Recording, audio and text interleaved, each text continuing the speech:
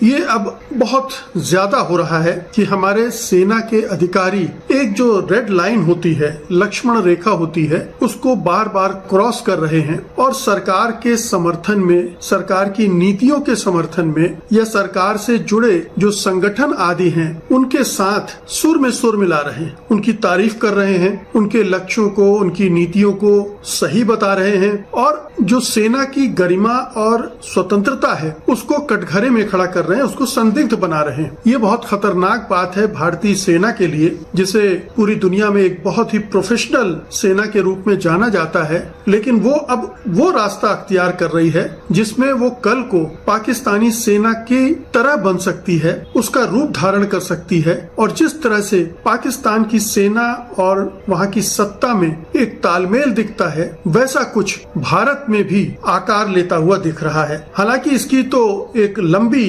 पृष्ठभूमि आपको देश में मिल जाएगी। 2014 के बाद से ऐसी दर्जनों सैकड़ों घटनाएं हुई हैं जो बताती हैं कि सेना का राजनीतिक इस्तेमाल सरकार किस किस तरह से कर रही है, लेकिन सेना के अधिकारी किस किस तरह से राजनीतिक इस्तेमाल के लिए प्रस्तुत हो रहे हैं और सहर्ष कर रहे हैं, ये भी अब एक नया सिलसिला बनता जा रहा है। ताजा जो सिलसिला जिसके आधार पर मैं आपसे आज ये गुफ्तगू कर रहा हूँ वो है हमारे जो सेना अध्यक्ष हैं उपेंद्र द्विवेदी। उनका रुख पिछले 2-3 महीनों में खास तौर पर बहुत ही बदला हुआ दिख रहा है। वो बिल्कुल उस भाषा में बात कर रहे हैं जो सरकार सत्ता समर्थक भाषा है। वो अपनी हदें भूल रहे हैं। वो सेना की जो स्वतंत्रता, निष्पक्षता, तटस्थता होती है सत्ता से अलग रहने की, उसका निर्वाह नहीं कर रहे हैं। अब उन्होंने जो 3-4 स्टेटमेंट दिए हैं पिछले 1-1.5 महीने के अंदर ही, मैं उनका उल्लेख करूंगा। एक तो ताजा तरीन है, आप सोशल मीडिया पर देख सकते हैं कि किस तरह से वो सरस्वती शिशु मंदिर की तारीफ कर रहे हैं, उसकी शिक्षा की तारीफ कर रहे हैं। सरस्वती शिशु मंदिर आप जानते ही हैं किसके द्वारा संचालित किया जाता है, वो राष्ट्रीय स्वयं सेवक संघ की शाखाएं हैं, उसके द्वारा संचालित स्कूल हैं और उन स्कूलों में एक खास तरह की शिक्षा दी जाती है जो मदरसों में दी जाती है। जो ईसाई शिक्षा संस्थान है वहाँ भी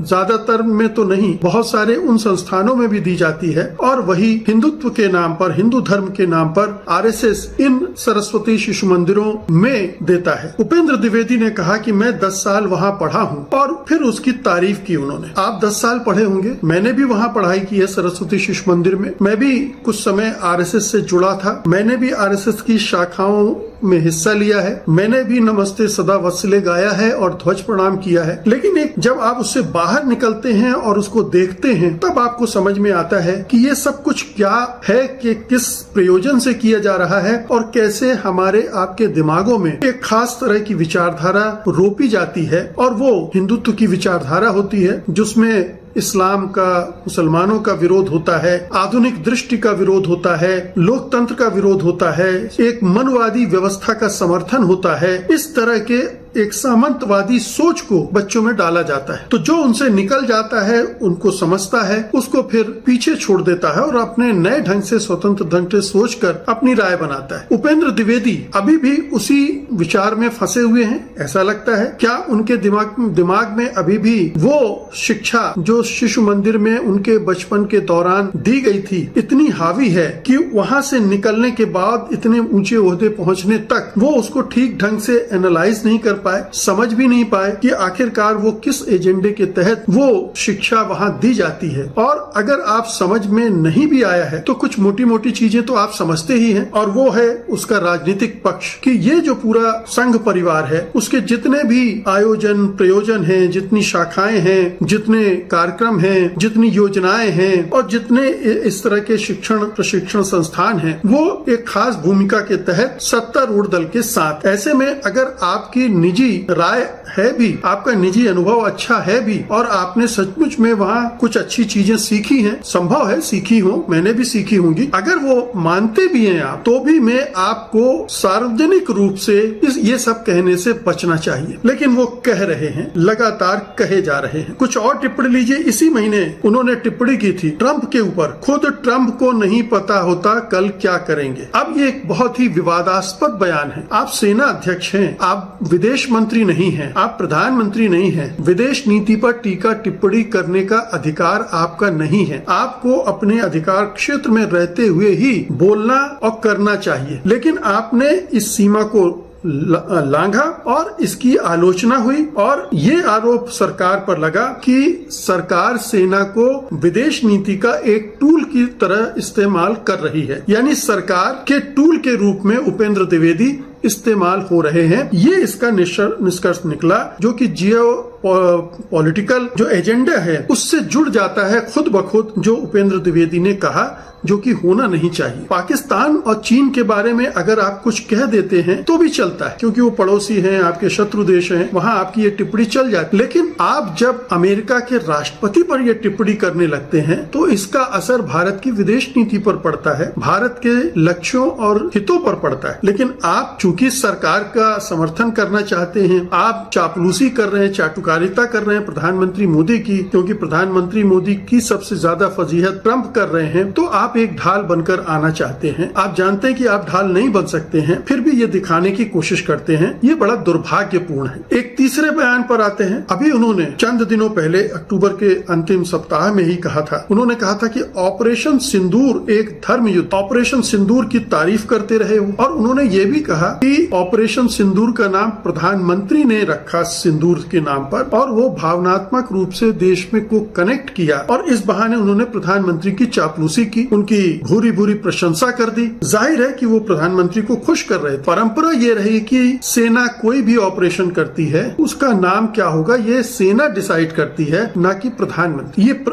ये सरकार सेना के अंदर इतनी दखलंदाजी कर रही है कि वो उसके ऑपरेशन की दशा दिशा सब तय कर रही है, टाइमिंग तय कर रही है। आपको याद होगा कि जब सेना से कहा गया था सर्जिकल स्ट्राइक करने को, तो सेना ने कहा था कि मौसम ठीक नहीं है, और तब प्रधानमंत्री ने लॉजिक दिया था कि ये तो अच्छा है कि बादल हैं आकाश में, तो राडार पकड़ नहीं पाएगा, आप हमला करो। ये मूर्खतापूर्ण तर्क था कि मौसम खराब है तो राडार विमानों के हमले को पकड़ नहीं पाएगा। लेकिन सेना ने उसका प्रतिकार नहीं किया, प्रतिरोध नहीं किया, और जो प्रधानमंत्री ने कहा वो किया गया। तो सेना जो है वो प्रधानमंत्री के चरणों में क्यों झुक रही है? क्या सेना को अपनी अहमियत का अंदाजा नहीं है? क्या उसे समझ में नहीं आ रहा कि एक लोकतांत्रिक देश में, लोकतांत्रिक व्यवस्था में उसकी क्या भूमिका होती है? और हम सब जानते हैं कि ऑपरेशन सिंदूर पूरी तरह से कामयाब नहीं हुआ है, और इसीलिए बार बार सवाल भी उठते हैं। कल ही अमेरिकी राष्ट्रपति डोनाल्ड ट्रंप ने फिर कह दिया, अब तो विमानों की संख्या भी बढ़ा दी। उन्होंने कहा कि 8 विमान गिरे, पहले 4, 5, 6 तक जा रही थी संख्या, अब उन्होंने 8 भी कर दिया। तो नुकसान हमें भी हुआ था, और उससे ज्यादा नुकसान जिस तरह से उसे रोका गया था उससे हुआ था। और खुद नेवी के एक अधिकारी ने कहा था कि उनके हाथ बांध दिए गए थे हमले के लिए। तो ये तो सच्चाई है कि सेना को तो ठीक ढंग से कार्रवाई करने ही नहीं दी गई। तो वो तो अध पका अध कच्चा युद्ध था जो हमें भारी पड़ गया, खासतौर से रणनीतिक और सामरिक और विदेश नीति के मोर्चे पर, और इतना भारी पड़ गया कि अभी तक हम बैकफुट पर। तो आप उस अभियान की बार बार प्रशंसा कर रहे हैं, प्रधानमंत्री की जय जय रहे हैं, ये शर्मनाक। आर्मी चीफ उपेंद्र द्विवेदी, आपको समझना चाहिए कि आप किस पद पर हैं, कौन सी बड़ी जिम्मेदारी इस देश ने आपके कंधों पर दे रखी है। आप इतना हल्का काम नहीं कर सकते। लेकिन शायद ये पोस्ट रिटायरमेंट तैयारी हो, कोई उन्हें लालच दिया गया हो, कोई प्रलोभन हो कि रिटायरमेंट के बाद आपको कोई बड़ी जगह पर बैठाया जाएगा, जैसा कि सुप्रीम कोर्ट के जजेस के साथ होता है या ब्यूरोक्रेट्स के साथ होता है। उन्हें लालच दिया जाता है और फिर वो सरकार के हिसाब से काम करते हैं। और इसीलिए अभी कुछ समय पहले उन्होंने एक और बयान दिया था कि पाकिस्तान को सोचना पड़ेगा कि भूगोल पर वो रहेगा या नहीं। ये बड़बोले बयान आर्मी चीफ को नहीं देना चाहिए। आपको समझना चाहिए कि आपकी सीमाएं क्या है। ये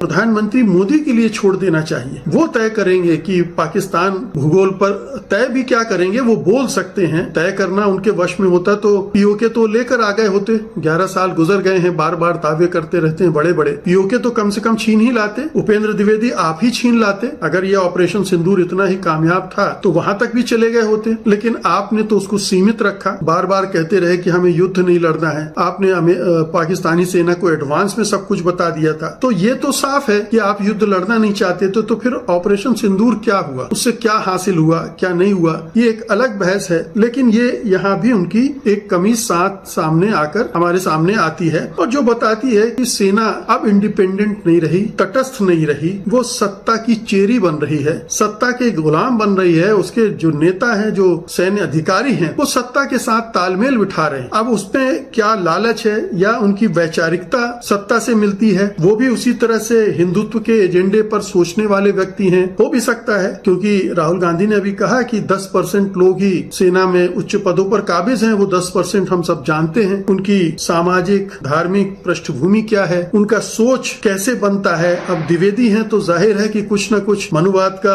कीड़ा भी उनको काटता होगा और उन्हें इस निजाम में लगता होगा कि हिंदुत्व जिस तरह से चढ़ रहा है उसमें उनको भी खुशी मिलती होगी, तो ये वो भी अपना योगदान उसमें देना चाह रहे होंगे इस तरह से। तो एक वैचारिक साम्यता भी हो सकती है और एक अपना करियर बेहतर करने की उम्मीद भी हो सकती है। तो रिटायरमेंट के बाद एक बढ़िया कोई पोस्टिंग मिल जाए तो क्या ही बात हो। और अब तो सीडीएस का पद बना दिया गया है, जिसके लिए एक प्रतिस्पर्धा चल रही होगी और हो सकता है उपेंद्र द्विवेदी सोच रहे हो कि प्रधानमंत्री को खुश करके वो ऐसा कर सकते हैं। लेकिन आप देखिए कि सीडीएस भी इस खेल में शामिल रहे। बहुत सारे, जैसे बिपिन रावत को देखिए आप, बिपिन रावत ने कई बार ऐसे बयान दिए थे जो सीधे सीधे राजनीति से प्रेरित थे। जैसे उन्होंने कश्मीर के जो स्टोन पत्थरबाज प्रदर्शनकारी थे उन्हें सीधे सीधे पाकिस्तानी एजेंट कहा था। और जो मेजर नितिन गोगोई ने कार पर एक कश्मीरी बुजुर्ग को बांधकर घुमाया था, मानव ढाल बनाया था, उसकी रणनीति की प्रशंसा की थी।